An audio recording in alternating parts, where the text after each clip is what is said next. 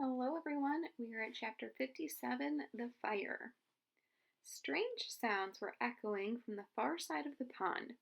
What started as a low murmur gradually swelled to a chorus of terrified voices.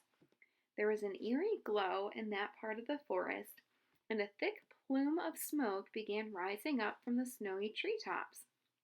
Roz charged across the ice and found the second lodge completely engulfed by a raging fire. Frightened animals were running in every direction, fleeing for their lives through the deep snow. "What happened?" shouted Roz as Broadfoot galloped wildly past. "We put too many logs in the fire pit," he said without stopping. "The flames climbed up to the ceiling. My baby is still in there," cried a mother hare, pointing at the burning lodge. "Somebody help, please." Roz didn't hesitate. She plowed through the snow and ducked into the lodge. Flames and smoke were everywhere. A tall stack of logs blazed in the fire pit, and in the far corner a tiny ball of fur was shaking with fear.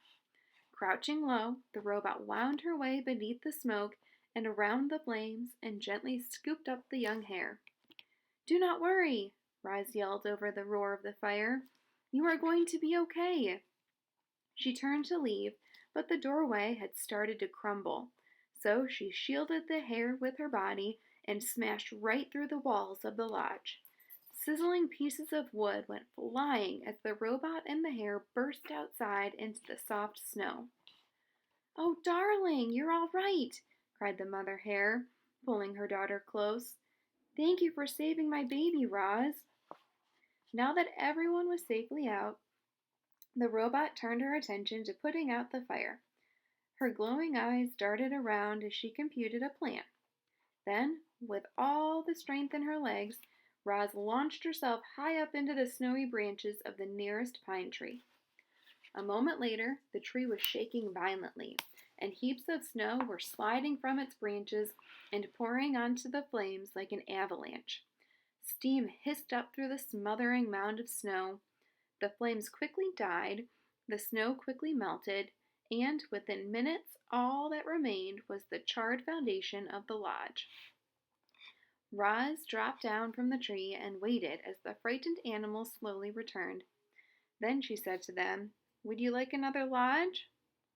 The animals looked at one another, unsure of what to do. Understandably, they were afraid of another fire breaking out. But they were far more afraid of the deadly cold. So they pulled together and worked with Roz and built a bigger, better lodge on top of the old one. It had a taller ceiling and a deeper fire pit. It was made with more rock and less wood, and it had a supply of water for emergencies. But the most important safety features of this rebuilt lodge were the lodgers themselves, who now had a whole new respect for fire.